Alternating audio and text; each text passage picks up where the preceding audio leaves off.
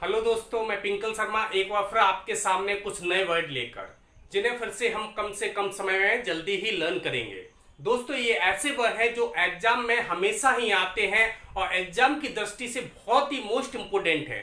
तो इन वर्डों को और साथ साथ जो पिछली वीडियो में जितने सारे वर्ड थे उन्हें अच्छी तरह से लर्न करते रहिएगा, याद करते रहिएगा, ताकि वो परमानेंट हमारे माइंड में सेव हो जाए। चलो, तो इन वर्डों को भी हम नए सिरे से नए वर्डों से रिलेट करके लर्न करते हैं। नेक्स्ट वर्ड है स्टूप। स्टूप माने होता है सिर्फ नीचे झुकना। स्टूप माने नीचे झुकना। इसको हम पढ़ेंगे स्टॉप से। स्टॉप माने नीचे झुकना। तो रामू अपनी बीवी से कहता है कि जब तुम साड़ी पहनने के बजाय इस टॉप को पहनकर बाजार में जाती हो तो मेरा शर्म के मारे क्या हो जाता है, सिर स्टूप हो जाता है, सिर शर्म के मारे नीचे झुक जाता है। स्टूप माने नीचे झुकना। जब तुम इस टॉप को मार्केट में पहनकर जाती हो तो मेरा सिर क्या हो जाता है, स्टूप हो जाता है, शर्म के मारे नीचे झुक जाता है। नेक्स्ट वर्ड है जेनिऑल। जेनिऑल माने होता है मिलनसार। जेनी हमारी कास्ट में एक कास्ट होती है, हमारे यहाँ एक कास्ट होती है जेनी। ऑल माने होता है सभी। तो जेनी ऑल, जेनी सभी के सभी जेनी कैसे होते हैं, सभी के सभी जेनी जेनी ऑल होते हैं, बहुत ही मिलनसार व्यक्ति होते हैं। जेनी ऑल माने बहुत ही मिलनसार होना। नेक्स्ट वर्ड है हॉर्स। हॉर्स माने होता है बुरी आवाज। एक हॉर्स होता है, उसकी स्पेलिंग अलग होती है। हॉर्स माने घोड़ा भी होता है।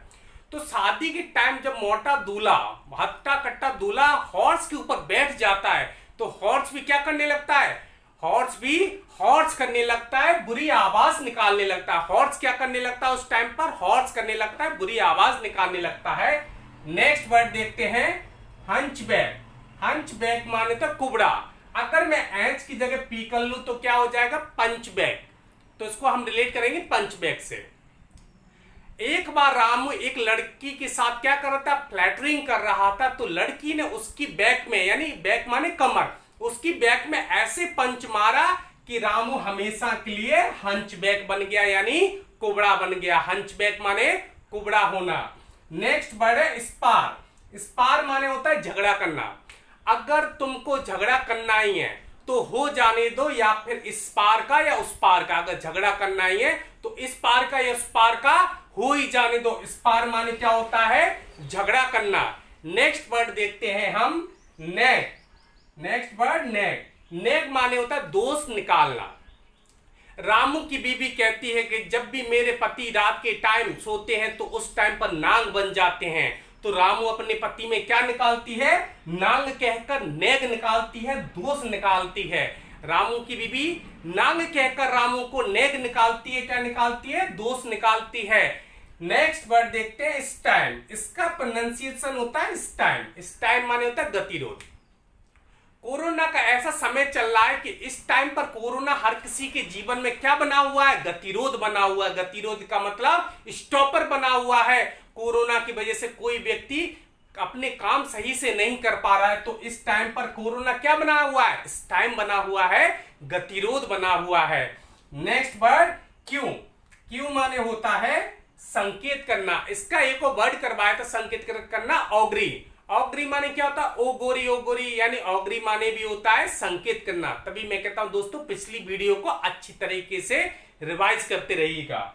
तो क्यों, रामू ने एक बार मोहल्ले की लड़की से बोल ही दिया कि क्यों तुम रोज रोज मुझे आंख मारकर क्यों करती हो। क्यों माने इशारा करती हो, क्यों माने इशारा करना। नेक्स्ट वर्ड है ग्राफ्ट। ग्राफ्ट माने होता है घूस। अगर मैं जी की जगह सी कर दूं तो क्या हो जाए, क्राफ्ट। एयरक्राफ्ट होता है ना, जो प्लेन होता है उसको एयरक्राफ्ट बोलते हैं। तो कांग्रेस सरकार ऐसी थी कि वो जब भी विदेशों से एयरक्राफ्ट खरीदती थी तो उसमें भी ग्राफ्ट ले लेती थी, घूस ले लेती थी, यानी रिश्वत ले लेती थी। कांग्रेस सरकार कैसी थी, जब भी विदेशों से एयरक्राफ्ट खरीदे जाते थे तो क्राफ्ट की बजाय वो ग्राफ्ट भी ले लेती थी, यानी घूस ले लेती थी, रिश्वत ले लेती थी। नेक्स्ट वर्ड देखते हैं ट्वीक। ट्वीक माने होता है सुधारना। देखिए, अगर टी को हटा दो तो वीक हो जाएगा। अगर आपका बच्चा भी वीक है, अगर आपका बच्चा पढ़ने में वीक है तो आप भी उसे क्या कर सकते हो, ट्वीक कर सकते हो, यानी सुधार सकते हो, उसमें इंप्रूवमेंट ला सकते हो। तो ट्वीक माने होता है सुधारना। नेक्स्ट वर्ड है मोडिकम। मोडिकम माने होता है बहुत कम। पाकिस्तान वाले बोलते हैं कि मोदी बहुत ही कम बोलते हैं, मोदी कम। मोदी कैसे बोलते हैं? मोदी कम बोलते हैं, यानी बहुत कम बोलते हैं। मोदी कम बोलते हैं लेकिन सर्जिकल स्ट्राइक बहुत ज्यादा करवा देते हैं। तो मोदी कैसे बोलते हैं? मोदी कम बोलते हैं, बहुत ही कम बोलते हैं। नेक्स्ट वर्ड है फ्लैटर। फ्लैटर माने होता है लड़खड़ाकर चलना। अगर तुमने फिर से लड़कियों के साथ फ्लैटरिंग की तो मैं तुम्हें इतना पीटूंगा कि तुम भी क्या करने लगोगे? फ्लैटर करने लगोगे, लड़खड़ाकर चलने लगोगे। फ्लैटर माने होता है लड़खड़ाकर चलना। अगर तुमने लड़कियों के साथ फ्लैटरिंग की दोबारा से तो तुम्हें इतना पीटेंगे कि तुम क्या करने लगोगे? फ्लैटरिंग करने लगोगे, लड़खड़ाकर चलने लगोगे। नेक्स्ट वर्ड है ऑब्जर्गेट। ऑब्जर्गेट माने होता है डांटना। रामू एक बार क्या कर रहा था? मोहल्ले में एक लड़की को गेट पर खड़े होकर ऑब्जर्व कर रहा था। क्या कर रहा था? गेट पर खड़े होकर ऑब्जर्व कर रहा था, उसको देख रहा था। तो उसकी बीवी ने, रामू की बीवी ने जैसे जब यह देखा तो रामू की बीवी ने क्या किया? रामू को ऑब्जर्गेट किया। ऑब्जर्गेट माने डांटा, फटकारा। ऑब्जर्व माने होता है किसी चीज को देखना है, किसी चीज से कुछ लेना, ठीक है, ग्रहण करना। तो ऑब्जर्व कर रहा था लड़की को गेट पर, तो उसकी बीवी ने क्या किया? ऑब्जर्गेट किया, डांटा, फटकारा। नेक्स्ट वर्ड है वाइस। वाइस माने होता है पाप। अच्छा, स्कूल में, हमारे स्कूल में प्रिंसिपल दो होते थे, एक तो प्रिंसिपल, एक वाइस प्रिंसिपल। तो हमारे स्कूल में एक वाइस प्रिंसिपल थी, लेकिन वो वाइस प्रिंसिपल कैसी थी? वाइस थी, बहुत ही पाप भरा हुआ था उनके दिल में, क्योंकि वो बोलती थी कि हम तुम्हें टॉफी खिलाएंगे, लेकिन उन्होंने आज तक हमें टॉफी नहीं खिलाई थी। तो वाइस प्रिंसिपल कैसी थी? उनके दिल में क्या भरा हुआ था? वाइस भरा हुआ था, पाप भरा हुआ था। तो वाइस माने भी होता है पाप। नेक्स्ट वर्ड है वकेट। वकेट माने तो खाली करना। एक और वर्ड होता है बकेट। बकेट माने बाल्टी भी होती, BUCKET। बकेट माने बाल्टी। तो जो पानी की भरी हुई बाल्टी है, बकेट है, उसको क्या कर दो? वैकेट कर दो। वैकेट माने खाली कर दो। वैकेट माने बकेट को क्या कर दो? वैकेट कर दो, यानी खाली कर दो। वैकेट माने क्या होता है? खाली करना। नेक्स्ट वर्ड देखते हैं अमेच्योर। अमेच्योर माने होता है नौसिखिया। मेच्योर माने क्या होता है? समझदार।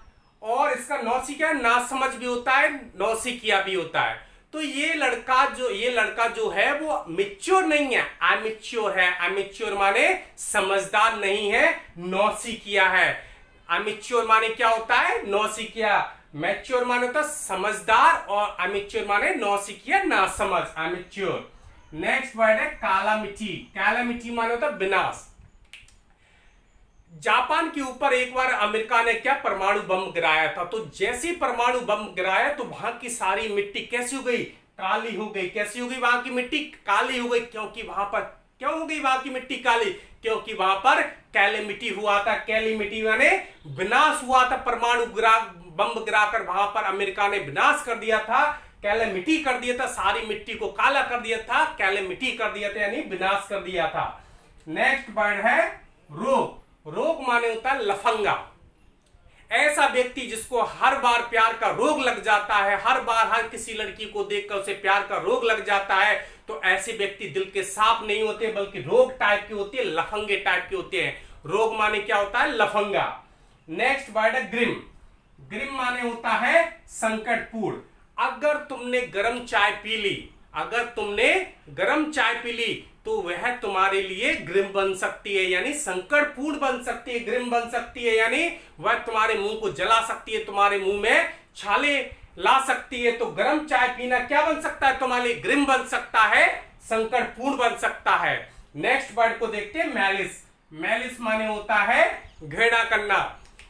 मेरे एक पड़ोसी मेरे से कहता है, अरे भाई मालिश कर दो, मेरी मालिश कर दो। तो एक मुझे क्या होने लगा? उस व्यक्ति से मैलिस होने लगा। क्या फालतू की बात करते हो? मुझे तुमसे तुम्हारे मालिश सुनने से मुझे मैलिस होने लगा। मैलिस यानी तुमसे घृणा होने लगी। मैलिस माने क्या होता है? घृणा करना।